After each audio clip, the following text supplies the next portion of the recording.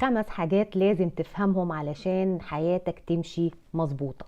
أول حاجة إن الطريقة اللي بيعاملك بيها الناس مش هي بالضرورة الطريقة اللي انت تستحقها، هي بس بتعبر عن درجة استعدادك لتقبل الإهانة والمذلة والطريقة الوحشة.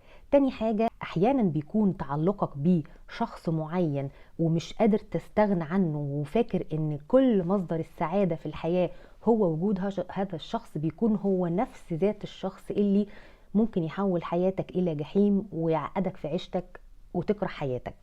تالت حاجة، عمرك ما تشعر بالسلام الداخلي طول ما انت بتخلي حياتك يتحكم فيها أشياء انت أصلا ليست لك السلطة ولا القدرة على التحكم فيها. يعني القلق مثلا والخوف من المستقبل، الحاجات دي بتتحكم في حياتك بالرغم انك انت ما عندكش اي كنترول على انك انت تتحكم فيها.